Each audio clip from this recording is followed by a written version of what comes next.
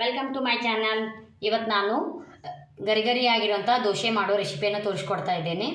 ಈಗ ಇದಕ್ಕೆ ಬೇಕಾಗಿರೋ ಸಾಮಗ್ರಿ 1 kg ಅಷ್ಟು ರೇಷನ್ ಅಕ್ಕಿ, 150 ಗ್ರಾಮ್ ಉದ್ದಿನಬೇಳೆ, 100 ಗ್ರಾಮ್ ಕಡಲೆಬೇಳೆ, 50 ಗ್ರಾಮ್ ತೊಗರಿಬೇಳೆ ಮತ್ತು 1/2 ಟೀ ಸ್ಪೂನ್ ಮೆಂತ್ಯಕಾಳು. ಇದಿಷ್ಟು ತೊಗೊಂಡು ಚೆನ್ನಾಗಿ ಕ್ಲೀನ್ ಮಾಡಿಕೊಂಡು ಇವನ್ನೆಲ್ಲ 2 ಸಲ ತೊಳ್ಕೊಂಡು ಬಿಡೋಣ.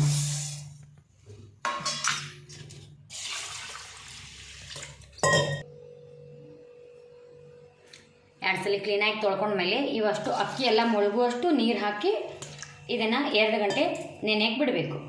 2 ಗಂಟೆ ನೆನೆದಾದಮೇಲೆ ಇದಕ್ಕೆ ಸ್ವಲ್ಪ ಅವಲಕ್ಕಿ ಹಾಕಿ ಸ್ವಲ್ಪ ತರಿಯಾಗಿ ರುಬ್ಕೊಂಡು ಬಿಡೋಣ.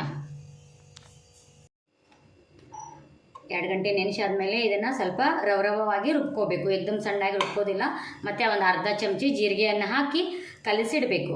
ಬೇಸಿಗೆ ಒಳಗೆ ಬೇಗನೆ ಹಿಟ್ಟು ಉಬ್ಬೋದ್ರಿಂದ ನಾವು ರಾತ್ರಿನೇ ಅದಕ್ಕೆ ಉಪ್ಪು ಸೋಡಾನ ಹಾಕೋದು ಬೇಡ.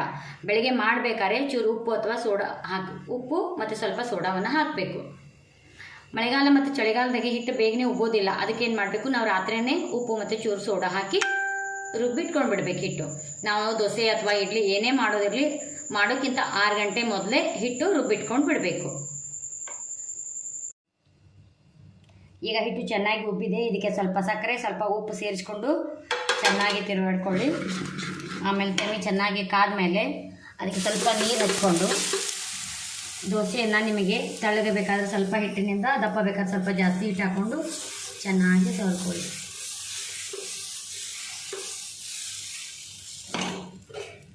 ಅದಕ್ಕೆ 1 ನಿಮಿಷ ಮೇಲೆ ಮುಚ್ಚಿ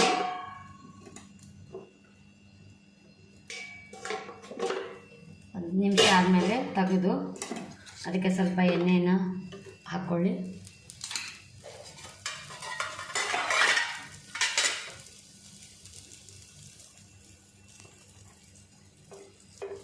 ನಿಮಗೆ ರೋಸ್ಟ್ ಬೇಕಾದರೆ ಸ್ವಲ್ಪ ಮೀಡಿಯಮ್ ಫ್ಲೇಮ್ನಲ್ಲಿ ಇಟ್ಕೊಂಡು ಜಾಸ್ತಿ ಹೊತ್ತು ಬೇಯಿಸ್ಕೊಳ್ಳಿ, ಕ್ರಿಸ್ಪಿಯಾಗೂ ಇರುತ್ತೆ.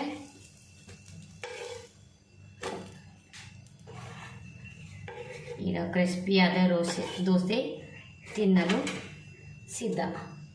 ಈಗ ಗರಿಗರಿಯಾದ ದೋಸೆ ಸವಿಯಲು ಸಿದ್ಧವಾಗಿದೆ. ಇದರ ಜೊತೆ ಉಳ್ಳಾಗಡ್ಡಿ ಪಲ್ಯ ಮತ್ತು ಚಟ್ನಿ. ಇಷ್ಟ ಆದರೆ ಕಮೆಂಟ್ ಮಾಡಿ. Thank you.